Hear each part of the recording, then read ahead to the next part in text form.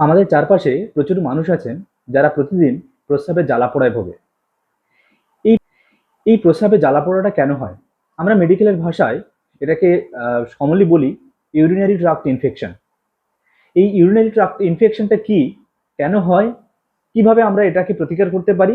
যদি আমাদের urinary tract infection হয়ে যায় তাহলে আমরা সেটার জন্য কি কি স্টেপ নেব, সেই সম্পর্কে আজকে আমরা খুব সহজ ভাষায় এই ইউরিনারি ট্রাক্ট ইনফেকশন সম্পর্কে একটু জানার চেষ্টা করব।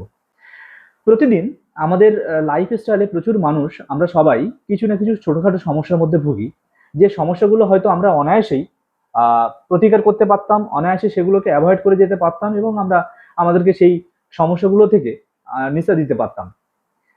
আমরা সেই ছোট যে প্রবলেমগুলো, ছোট ছোট প্রবলেমগুলোকে সহজ ভাষায় সমাধান বের করার চেষ্টা করব, আমরা মাথায় রাখবো এবং আমাদের নিত্যদিনের লাইফস্টাইলে সেগুলোকে আমরা ফলো করার চেষ্টা করব। আজকে আমাদের টপিক হচ্ছে ইউরিনারি ট্রাক্ট ইনফেকশন। এই ইউরিনারি ট্রাক্ট ইনফেকশন জানতে গেলে আমাদেরকে আগে প্রথমে বুঝতে হবে যে এই ইউরিনারি ট্রাক্ট কি। ইউরিনারি ট্রাক্ট হলো আমাদের শরীরের এমন একটা সিস্টেম, এমন কিছু অঙ্গ যেটা আমাদের এই ইউরিন ফরমেশন এবং ইউরিন শরীর থেকে বাইরে বের করে দেওয়ার জন্য রেসপন্সিবল। তার মধ্যে রয়েছে কিডনি, এবং কিডনি থেকে বেরিয়ে আসা দুটো ইউরেটার, এবং ইউরেটার এসে মিশেছে একটা পাউচ লাইক স্ট্রাকচারে, যেটাকে বলি আমরা ইউরিনারি ব্লাডার, এবং সেই ইউরিনারি ব্লাডার থেকে বাইরে ইউরিনটাকে বাইরে বেরিয়ে যাওয়ার জন্য রয়েছে ইউরেথ্রা। এই কিডনি, ইউরেটার, ইউরিনারি ব্লাডার এবং ইউরেথ্রার কোথাও যদি ইনফেকশন হয় সেটাকে আমরা ইউরিনারি ট্রাক্ট ইনফেকশন বলি। এবং এই ইউরিনারি ট্রাক্ট ইনফেকশনের কিছু কিছু সিমটম রয়েছে যেগুলো থেকে আমরা বুঝতে পারি যে এগুলো ইউরিনারি ট্রাক্ট ইনফেকশন। আমরা আমাদের প্রতিদিনের জীবনে এই কি কি দেখে বুঝবো যে এটা ইউরিনারি ট্রাক্ট ইনফেকশন? ওকে, একদম ফার্স্ট এবং ফরমোস্ট যে সমস্যা আমরা বুঝতে পারি সেটা হচ্ছে প্রস্রাবের সময় জ্বালা পোড়া ভাব, বার্নিং সেন্সেশন। যখনই প্রস্রাব করতে যায়, প্রস্রাব এবং তলপেটের জায়গাটাতে প্রচুর জ্বালা করে, এবং প্রস্রাব হয়ে যাওয়ার পর প্রস্রাব কেটে কেটে পড়ে। এছাড়া খুব ঘন ঘন প্রস্রাব পায়, প্রস্রাব যখন পায় একটু অল্প প্রস্রাব পেলে তলপেটে ব্যথা করে, কখনো কখনো জ্বর আসে এবং হালকা বমির মতো ভাব লাগে। প্রস্রাব করতে গেলে, প্রস্রাব হয়ে গেলে যেমনটা করে বললাম যে ফোঁটা কেটে প্রস্রাব পড়ে, তেমনি করে প্রস্রাব কমপ্লিট হয়ে যাওয়ার পরেও মনে হয় এরকম যে এখনো বোধহয় ইউরিনারি ব্লাডার বা আমাদের যে মূত্রথলি রয়েছে সেই মূত্রথলিটা পুরোপুরি ক্লিয়ার হয়নি, এখনো কিছু ইউরিন রয়ে গেছে। এরকম যদি বুঝতে পারি আমরা, আমরা তৎক্ষণাৎ এটার ইনভেস্টিগেশনের দিকেই যাব, কারণ এটা এই সবগুলো সিমটম ইউরিনারি ট্রাক্ট ইনফেকশনটাকে ইন্ডিকেট করে। এই ইউরিনারি ট্রাক্ট ইনফেকশনটাকে খুব সহজভাবে নেওয়া উচিত নয়, কারণ নিত্যদিনে এটা খুব ছোট একটা প্রবলেম হিসেবে আমাদের সামনে আসলেও এটা মারাত্মক আকার ধারণ করতে পারে। ইভেন আপনার কিডনিটাকে ড্যামেজও করতে পারে। ওই জন্য ইউরিনারি ট্রাক্ট ইনফেকশনটাকে একটু সিরিয়াসলি নেওয়া প্রয়োজন, এবং যদি ইউরিনারি ট্রাক্ট ইনফেকশন হয়ে যায় তাহলে তার জন্য ট্রিটমেন্ট নেওয়া প্রয়োজন। আমরা পরবর্তী টপিকগুলোতে জানার চেষ্টা করব যে আমরা এটাকে কিভাবে প্রতিকার করব এবং কিভাবে এটা থেকে আমরা নিত্যদিন সমাধান বের করতে পারবো। এই ইউরিনারি ট্রাক্ট ইনফেকশনের কি কি রিস্ক ফ্যাক্টর রয়েছে? ইউরিনারি ট্রাক্ট ইনফেকশন মূলত ছেলেদের থেকে মেয়েদেরই বেশি দেখা যায়। তার অনেকগুলো কারণ রয়েছে। সে কারণগুলোর মধ্যে প্রথম হচ্ছে ইউরেথ্রাল লেন্থ। ছেলেদের ইউরিনারি ব্লাডার থেকে যে ইউরেথ্রা, যে পাইপ দিয়ে প্রস্রাব বাইরে বেরিয়ে যায়, শরীরের বাইরে বেরিয়ে যায়, সেই লেন্থটা অনেকটা বড়। মেয়েদের ক্ষেত্রে সেটা খাটো হয়, সেজন্য সহজে কোনো ব্যাকটেরিয়া সেটাকে আক্রমণ করতে পারে। তার ফলে ইউরিনারি ট্রাক্ট ইনফেকশন হওয়ার চান্স বেশি থাকে। তারপরে এই ইউরেথ্রাল লেন্থ মেয়েদের ক্ষেত্রে ছোট হওয়ার কারণে অ্যানাস বা যে আমাদের পায়ুছিদ্র রয়েছে যেখান থেকে আমরা পায়খানা করি, সেই পায়খানা এবং ইউরেথ্রার যে ওপেনিং রয়েছে তার ডিস্টেন্সটা অনেকটা ছোট হয়। এই ইউরেথ্রার ডিস্টেন্সটা ছোট হওয়ার কারণে ব্যাকটেরিয়াগুলো সহজে ইউরিনারি ব্লাডার বা ইউরিনারি ট্রাক্টে ঢুকতে পারে এবং ইনফেকশন করে। এছাড়া মেনোপজ বা প্রেগনেন্সিতে মেয়েদের ক্ষেত্রে ইউরিনারি ট্রাক্ট ইনফেকশন হওয়ার চান্স অনেকটা বেশি থাকে। বাচ্চাদের ক্ষেত্রে যদি তাদের ঠিকঠাকভাবে পরিষ্কার না করা হয়, টয়লেট করার পরে, পায়খানা করার পরে যদি পরিষ্কার না করা হয়, সেক্ষেত্রে বাচ্চাদের ক্ষেত্রে ইউরিনারি ট্রাক্ট ইনফেকশন হওয়ার অনেকটা চান্স বেশি থাকে। কখনো কখনো ক্ষেত্রে, কখনো কখনো বাচ্চাদের ডেভেলপমেন্টাল অ্যানোমালি বা kidney, ureter, urethra, urinary bladder এগুলো তৈরি হতে যদি কোনো ডিফেক্ট থাকে, যেখানে ইউরিন অবস্ট্রাকশন হচ্ছে, আটকে যাচ্ছে বা জমে থাকছে, এরকম যদি কোনো প্রবলেম হয়ে থাকে তাহলে সেক্ষেত্রে বাচ্চাদের মধ্যে ইউরিনারি ট্রাক্ট ইনফেকশন হওয়ার চান্স থাকে।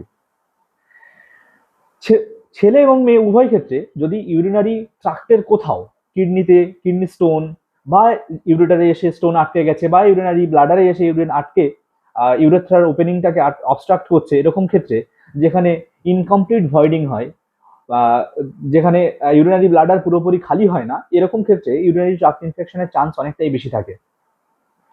তাছাড়া যারা ডায়াবেটিক পেশেন্ট, যারা ইমিউনো কম্প্রোমাইজড পেশেন্ট, মানে যাদের ইমিউনিটি অনেক দুর্বল হয়ে গেছে, বয়স্ক রোগী বা যে কোনো বয়স্ক ব্যক্তি বা এমন কোনো ব্যক্তি যারা এমন কিছু ওষুধ নেয় যার জন্য তাদের ইমিউনিটি অনেকটা কমে গেছে, যেমন ক্যান্সার পেশেন্ট বা এইচআইভি পেশেন্ট, তাদের ক্ষেত্রে ইউরিনারি ট্রাক্ট হওয়ার ইনফেকশন হওয়ার চান্স অনেকটা বেশি থাকে। এখন এই ইউরিনারি ট্রাক্ট ইনফেকশন হওয়ার হাত থেকে আমরা নিজেদেরকে কিভাবে বাঁচাতে পারি? যদি ইউরিনারি ট্রাক্ট ইনফেকশন হয়ে যায়, ইউটিআই যদি হয়ে যায়, তাহলে সেক্ষেত্রে কি করব? আমাদের প্রথমে ইউরিনারি ট্রাক্ট ইনফেকশন হওয়া থেকে নিজেকে আটকাতে হবে। আমাদের প্রতিদিনের লাইফস্টাইলের কিছু চেঞ্জ যেগুলো আমাদের ইউরিনারি ট্রাক্ট ইনফেকশন হওয়া থেকে আটকাতে পারে। ইউরিনারি ট্রাক্ট ইনফেকশন যে কোনো মানুষের লাইফ টাইমে একবার না একবার হওয়াটা খুব কমন, হতেই পারে আর হয়ই। কিন্তু যদি কোনো একজন ব্যক্তির পাস্ট 6 মান্থে 2বার ইউরিনারি ট্রাক্ট ইনফেকশন হয় বা পাস্ট 1 ইয়ার্সে 3বার ইউরিনারি ট্রাক্ট ইনফেকশন হয় বা তার বেশি, তখন সেটাকে আমরা রিকারেন্ট ইউরিনারি ট্রাক্ট ইনফেকশন বলি, যেটাকে একটু সিরিয়াসলি নেওয়া প্রয়োজন আছে। এখন এই ইউরিনারি ট্রাক্ট ইনফেকশনটাকে হওয়া থেকে আটকাতে গেলে আমরা অনেক কিছু ব্যবস্থা নিতে পারি, যে ব্যবস্থার মাধ্যমে আমরা ইউরিনারি ট্রাক্ট ইনফেকশন আমাদের আটকাতে পারি। কি সেই ব্যবস্থাগুলো আমি চলুন এক এক করে আলোচনা করি। এই ইউরিনারি ট্রাক্ট ইনফেকশন হওয়া থেকে যদি আটকাতে হয়, প্রথম শর্ত হচ্ছে মেনটেনেন্স অফ লাইফস্টাইল বা লাইফস্টাইল মডিফিকেশন। আমরা আমাদের নিত্যদিনের যে চলাফেরা, ওঠা বসা, সেটাকে যদি আমরা মডিফাই করতে পারি, তাহলে এই ইউরিনারি ট্রাক্ট ইনফেকশন থেকে বা ইউটিআই থেকে আমাদেরকে কিছুটা রেহাই দিতে পারি। এই নিত্যদিনের লাইফস্টাইল মডিফিকেশনের প্রথম শর্ত হচ্ছে আমাদের নিজেদের হাইজিন মেনটেন করা, নিজের শরীরের পরিচ্ছন্নতা বজায় রাখা, নিজেদের যে প্রাইভেট ইউরিনারি যে অর্গানসগুলো রয়েছে, প্রাইভেট অর্গানসগুলো রয়েছে, সেগুলো পরিষ্কার করা, যেখান থেকে ইউরিনারি ট্রাক্ট অ্যাকচুয়ালি ইনফেকশনটা ছড়ায়। আমি প্রথমেই বলেছি মেয়েদের ক্ষেত্রে ইউরেথ্রার যে ওপেনিং বা মূত্রনালীর যে ওপেনিং এবং পায়ুছিদ্র খুব কাছাকাছি থাকার কারণে তাদের ইনফেকশন হওয়ার চান্সটা বেশি থাকে। এই জন্য তাদের এই এই প্রাইভেট পোর্শনটাকে পরিষ্কার রাখা, সুন্দরভাবে পরিষ্কার রাখাটা ভীষণ বেশি জরুরি। এবং এই পরিষ্কার করার সময় মানে একটা একটা সুন্দর অভ্যাস, সেটা হচ্ছে যখন আমরা প্রাইভেট পার্টগুলো পরিষ্কার করি পিছন থেকে, মানে পায়ুছিদ্র থেকে সামনের দিকে যদি পরিষ্কার করি, তাহলে সেক্ষেত্রে ইনফেকশন হওয়ার চান্সটা বেশি থাকে। আমরা সামনে থেকে যদি পিছন দিকে পরিষ্কার করি, তাহলে ইউরিনারি ট্রাক্ট ইনফেকশন হওয়ার চান্স কম থাকে। আমাদের প্রতিদিনের খাবার আছে কিছু, যেগুলো আমাদের ইউরিনারি ট্রাক্ট ইনফেকশন কমাতে পারে। যে খাবারের মধ্যে প্রথম হচ্ছে হেলদি খাবার, যেটা আমাদের ইমিউনিটিকে বুস্ট করে, ঠিক আছে। এছাড়া ভিটামিন সি সমৃদ্ধ যে খাবার, যেমন লেবু, টক জাতীয় ফল, ঠিক আছে, সবুজ সবজি, সবুজ মানে কাঁচা সবজি, যেগুলোতে প্রচুর পরিমাণে ভিটামিন থাকে। এই ভিটামিন সি ইউরিনের পিএইচ অর্থাৎ যে অ্যাসিড ব্যালেন্স সেটাকে অ্যাসিডিক করে রাখে, যার ফলে কি হয়, এই টয়লেটের মধ্যে থাকা ব্যাকটেরিয়াগুলো ভালোভাবে গ্রো করতে পারে না। সেজন্য এই ভিটামিন সি সমৃদ্ধ খাবার খাওয়া ভীষণ প্রয়োজন ইউরিনারি ট্রাক্ট ইনফেকশনটাকে আটকানোর জন্য। এবং মেয়েদের ক্ষেত্রে সবচেয়ে বড় সমস্যা হচ্ছে, মেয়েরা যখন বাইরে কোথাও যায় বা কোনো ওয়ার্ক প্লেসে থাকে, সেখানে প্রপার স্যানিটারি ব্যবস্থা না থাকার কারণে ছেলেরা যে কোনো জায়গায় খুব সহজেই রাস্তার ধারে দাঁড়িয়ে ইউরিন আর্জ আসলে সেটাকে খালি করে দিতে পারে, কিন্তু মেয়েদের ক্ষেত্রে সেটা পসিবল হয় না। সেজন্য মেয়েরা দীর্ঘ সময় এই ইউরিনটাকে চেপে রেখে দেয়। ইউরিনটাকে চেপে রাখার কারণে তাদের মানে ইউটিআই হওয়ার চান্সটা অনেক গুণে বেড়ে যায়। তো এই জায়গাতে আমাদের সবচেয়ে বেশি সচেতনতা নিতে হবে মেয়েদের ক্ষেত্রে। সেটা হচ্ছে যখনই টয়লেট পাবে, রাত্রেবেলা হোক বা কোথাও কোনো ওয়ার্ক প্লেসে হোক, যদি টয়লেট পায় সেটাকে চেপে না রেখে ম্যাক্সিমাম আমাদের চেষ্টা করতে হবে যে কিভাবে সেটাকে খালি করা যাবে, কিভাবে প্রস্রাবটাকে আমাদের ত্যাগ করতে হবে।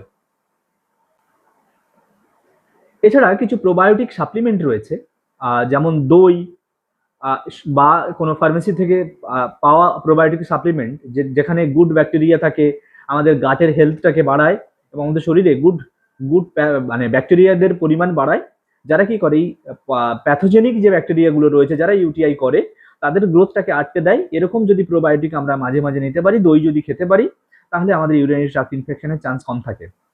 এখন প্রশ্ন হচ্ছে, যদি ইউরিনারি ট্রাক্ট ইনফেকশন হয়ে যায় তাহলে কি করব? ঘরে বসে ট্রিটমেন্ট করব? একদমই না।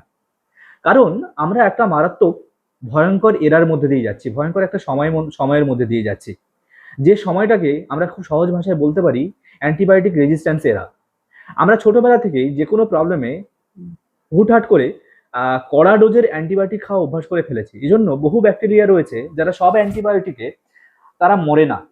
এজন্য আমাদেরকে প্রপারলি কোন ব্যাকটেরিয়ার জন্য আমাদের ইউরিনারি ট্র্যাক্ট ইনফেকশন হয়েছে সেটা নির্ণয় করা প্রয়োজন, এবং সেই ব্যাকটেরিয়াটা কোন অ্যান্টিবায়োটিক দিয়ে মরবে সেটা নির্ণয় করা প্রয়োজন।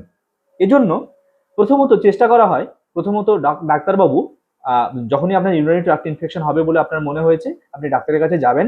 আপনাকে প্রথমে ইউরিনের রুটিন এক্সামিনেশন দেবে, যেখানে ইউরিনের মধ্যে কোনো প্যাথোজেনের উপস্থিতি রয়েছে কিনা, পাস সেল রয়েছে কিনা, মানে পুঁজের কোনো কোষ রয়েছে কিনা যেটা ইনফেকশন হওয়ার জন্য বাড়ে, পিএইচ এর কোনো ইমব্যালেন্স রয়েছে কিনা, ইউরিনের কোয়ালিটি কেমন, সেসব তারতম্যগুলো মাপার চেষ্টা করে।